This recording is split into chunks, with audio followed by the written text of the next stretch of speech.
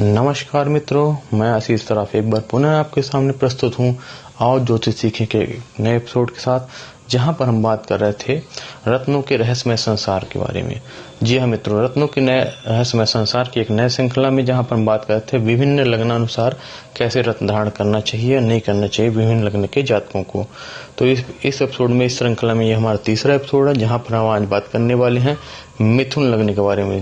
मित्रों जी हाँ, मिथुन लग्न के जातकों के लिए कौन कौन से रत्न धारण किए जा सकते हैं, कौन कौन से रत्न धारण नहीं किए जा सकते, इसके बारे में हम आज चर्चा करेंगे। तो आइए मित्रों देखते हैं मिथुन लग्न। तो यहाँ पर मित्रों, जब भी आप अपनी जन्मपत्री उठाएंगे, आपकी जन्मपत्री के सामने एक ऐसा चक्र बना हुआ मिलेगा और वहां पर लिखा होता है लग्न चक्र। लग्न चक्र में क्या होता है मित्र जी, अब आपको प्रथम भाव कहलाता है। प्रथम भाव में जिस नंबर की राशि आपकी होती है वह आपकी लग्न राशि कहलाती है। तो आपकी जो राशि होगी तीसरे नंबर की राशि हो, और यहाँ पर तीसरे नंबर की राशि मिथुन राशि होगी, तो यह मिथुन लग्न कहलाएगा। मित्रों आइए बात करते हैं कि हम कौन कौन से नवरत्नों में मिथुन लग्न वाले जातक किन किन रत्नों को धारण कर सकते हैं और किन रत्नों को धारण नहीं कर सकते हैं। तो सबसे पहले हम बात करेंगे यहाँ पर माणिक रत्न की। मित्रों माणिक रत्न होता है, सूर्य का रत्न होता है, और यहाँ पर सूर्य की राशि होती है सिंह, जो कि यहाँ पर लग्न में तृतीय भाव में बैठी हुई है, जो कि निषेध है। यानी तृतीय भाव के अधिपति ग्रह के रत्नों को आप वैसे सामान्य तौर पर धारण नहीं कर सकते। कुछ विशेष परिस्थितियां होने पर अगर आप चाहें तो धारण कर सकते हैं, वह भी किसी अच्छे दैवज्ञ को दिखा करके। अब हम बात करते हैं मित्रों मोती की। मोती रत्न के जो अधिपति ग्रह होते हैं चंद्र, और चंद्र की राशि होती है नंबर 4, जो कि मिथुन लग्न में द्वितीय भाव के अधिपति ग्रह बनते हैं, यानी धन भाव के अधिपति बनते हैं। तो मोती जो आपका रत्न है उसको आप धारण कर सकते हैं, लेकिन इसके लिए भी एक शर्त है मित्रों, आप उसकी दशा, अंतरदशा, महादशा में मोती को धारण कर सकते हैं, वो भी अपने कुटुंब की वृद्धि हेतु, आपकी धन संपत्ति, स्थायी धन संपत्ति हेतु आप मोती को धारण कर सकते हैं।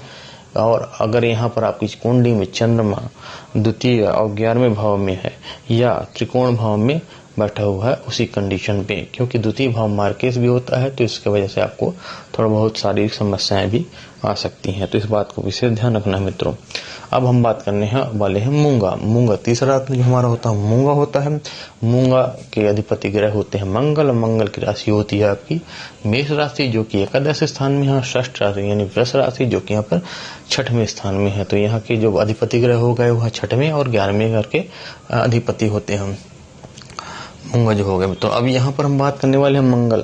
तो मंगल की राशि जो होती है, चूंकि 6ठे स्थान में बैठे हुए हैं, तो मेरे हिसाब से तो आपको बिल्कुल निषेध कर दिया गया है कि मूंगा आपको नहीं पहनना चाहिए, क्योंकि लग्नाधिपति पन्ना से उसका शत्रुता भाव होता है।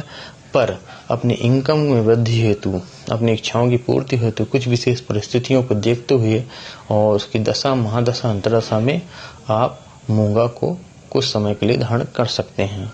अब इसके बाद बात करेंगे पन्ना ग्रह। पन्ना ग्रह जो होता है, पन्ना ग्रह के अधिपति ग्रह हैं बुध, जो कि मिथुन लग्न के लग्न भाव के स्वामी हैं और चतुर्थ भाव के स्वामी हैं मित्रों। और कह सकते हैं कि मिथुन लग्न वालों के लिए पन्ना जो एक जीवन रत्न है, जो कि यहाँ पर आपको धन, आपको शरीर, आरोग्य प्रदान करते हैं, आपको भूमि, भवन, मकान, माँ, ठीक है मित्रों, और शिक्षा, इन सब चीजों से संबंधित ग्रह हैं, ग्रह के अधिपति ग्रह बनते हैं। तो पन्ना आप जरूर धारण करें, आप लाइफ टाइम से धारण कर सकते हैं मित्रों, क्योंकि यहाँ पे लग्नेश होते हैं। इसके बाद बात करते हैं पुखराज रत्न के अधिपति ग्रह होते हैं गुरु यानी बृहस्पति, और बृहस्पति की राशि होती है धनु राशि, जो कि यहाँ पर 7वें भाव में है, मीन राशि जो कि यहाँ पर 10वें भाव में है। तो चूंकि यहाँ पर गुरु ग्रह 7म और 10म दो केंद्र के स्वामी बन रहे हैं, तो एक चीज तो प्लस यह है। दूसरी चीज जो निगेटिव है वो केंद्राधिपति दोष लगता है मित्रों, यहाँ पर चूंकि 2 केंद्र के स्वामी बनते हैं। लेकिन कुछ विशेष परिस्थितियों में, जैसे कि आपको विवाह हेतु, आपको जो है अपने कार्य व्यवसाय हेतु, आपने कार्य क्षेत्र संबंधित उन्नति, सत्ताधिकार क्षेत्र हेतु आप बृहस्पति का पुखराज कुछ विशेष परिस्थितियों में कुछ विशेष टाइम के लिए धारण किया जा सकता है। उसकी कंडीशन में आपको जो है गुरु ग्रह की स्थिति यदि आपके केंद्र भाव में है, त्रिकोण भाव में है, और द्वितीय या एकादश भाव में, तो आप बृहस्पति का पुखराज कुछ विशेष समय तक के लिए धारण कर सकते हैं। और ज्यादा समय के लिए उसका साइड इफेक्ट क्या होगा, क्योंकि ये मार्केट स्थान में, तो हो सकता है आपको किसी भी प्रकार की शारीरिक समस्या, प्रॉब्लम का भी सामना करना पड़े। इस बात का विशेष ध्यान रखेंगे। इसके बाद बात करेंगे हम हीरा की। हीरा जो रत्न है मित्रों, उसके अधिपति ग्रह है शुक्र, और शुक्र की राशि होती है वृष राशि, जो कि यहाँ पर 12वें स्थान में है, और 7वां यानी 5वें स्थान में है, 7वीं राशि होती है।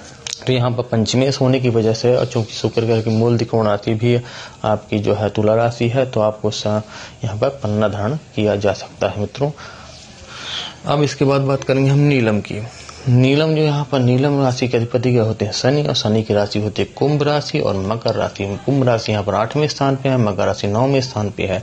चूंकि 9वें स्थान पर आपकी कुंभ राशि है, इसलिए आपको यहाँ पर भाग्य स्थान के स्वामी बनते हैं, तो आप नीलम धारण कर सकते हैं। और नीलम के एहसास हो सके तो पन्ना भी धारण करिए, जो आपके भाग्योदय में विशेष रूप से सहायक होगा। इसके बाद बात करते हैं हम गोमेद की। गोमेद जो राहु रत्न है, राहु के अधिपति गए हैं, उनकी राशि जो मानी गई है ज्योतिष में वह कुंभ राशि मानी गई है। कुंभ राशि चूंकि यहाँ पर 9वें स्थान में है, तो कुछ विशेष परिस्थितियों में आप कुंडली में राहु की स्थिति को देखते हुए गोमेद को धारण कर सकते हैं। अब बात करते हैं लहसुनिया, जो कि 9वें ग्रह लहसुनिया, जिनके अधिपति ग्रह केतु माने गए हैं। केतु की जो आपकी स्व राशि मानी गई है वह छठी यानी वृश्चिक राशि मानी गई है। वृश्चिक राशि जो है छठे स्थान में बढ़ रही है, इसलिए आपको वो लहसुनिया धारण ना करें तो ही अच्छा है।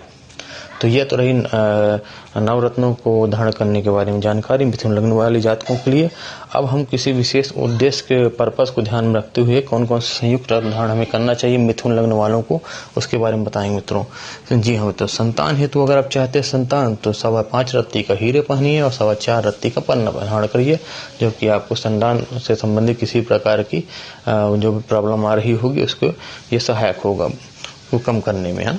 ये मित्रों हम बात कर रहे थे भाग्योदय के लिए। भाग्योदय तो 5.25 रत्ती का आपका पन्ना पहनना है और 4.25 रत्ती का नीलम पहनना है। तत्पश्चात बात करेंगे आरोग्य हेतु मित्रों। आरोग्य हेतु केवल 6.25 रत्ती का आप पन्ना धारण करें, जो कि आपके लिए जीवन रत्न के रूप में काम करेगा। इसके बाद हम बात करते हैं स्थायी लक्ष्मी हेतु। आपको पन्ना और हीरा दोनों 4.25 रत्ती के वजन के आपको सही समय पे सही दिन पे इसकी परचेजिंग करनी है। सही वजन का स्टोन आपको लेना है और सही इसके पूजी जो है विधि विधान के हिसाब से इसको आपको प्राण प्रतिष्ठा करके सही दिन सही समय पर धारण करना है। तो इन बातों को विशेष ध्यान रखें मित्रों।